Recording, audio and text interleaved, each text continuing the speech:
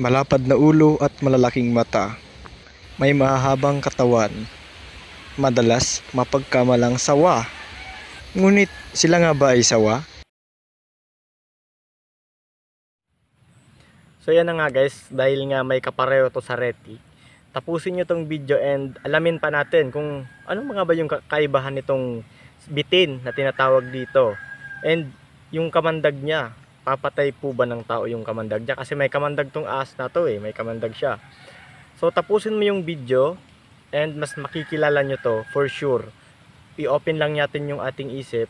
For sure, pag nakita nyo na tong ahas na to, is kilala nyo na to. So, eto siya. So yung mga dog-toothed cat snake, ayan, ay hindi naman gaanong ka-agresibo kumpara sa kilala nating reticulated python. Yan yung itsura niya.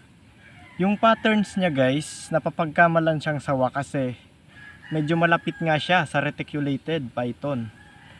Yung kaibahan lang niyan is payat yung mga boyga natin, payat sila. So bakit sila payat?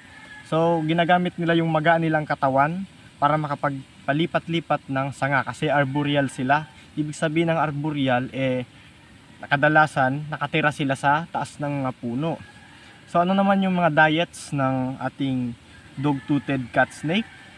Ang kinakain naman nila ay mga ibon, palaka at paniki.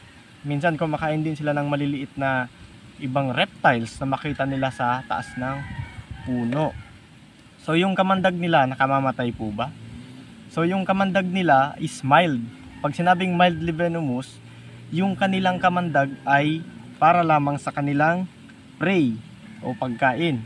Ibig sabihin, maaaring hindi tumalab o makapatay ng tao, pero depende sa reactions ng body natin. Malay natin hindi kaya ng resistensya, may epekto pa din. So ano nga ba yung epekto nito pag nakakagat? Kasi mild nga, 'di ba? Pwedeng mamaga yung part ng kinagatan. Meron din namang nahihilo, ayan, or nilalagnat pag nakagat ng mga mild, especially itong dog-toothed cat snake. Pero yung mga rare fang kasi to, ibig sabihin kailangan nila ay nakadiin yung kanilang mga fang para makapag-inject ng venom. Hindi gaya ng ibang venomous snake na pag kumagat sila na squeeze na yung venom papunta sa iyo. Itong mga rare fang ay kailangan nila nakadiin. So mga matagal, segundo, minuto, ganon. Pag ganitong mabilis naman natanggal yung kagat nila, mabilis silang bumitaw, maaring walang kamandag. Pero ano yung gagawin nyo kung nakagat kayo ng mildly venomous o ganun nga non-venomous? Kahit non-venomous guys, may epekto pa din yun kahit sabing walang kamandag kasi marumi yung bibig ng mga ahas. Kailangan natin hugasan ito ng sabon. Or kung hindi natin alam kung ano yung ng ahas, halimbawa hindi natin alam kung may kamandag o wala, hindi natin alam yung identification, pumunta tayo ng hospital. Kaya nga yung sabi natin na i-try natin i-remember yung characteristics ng ahas para malaman natin kung may kamandag ito, ganon. Itong dog-toothed cat snake, lumalabas sila kapag gabi, nocturnal.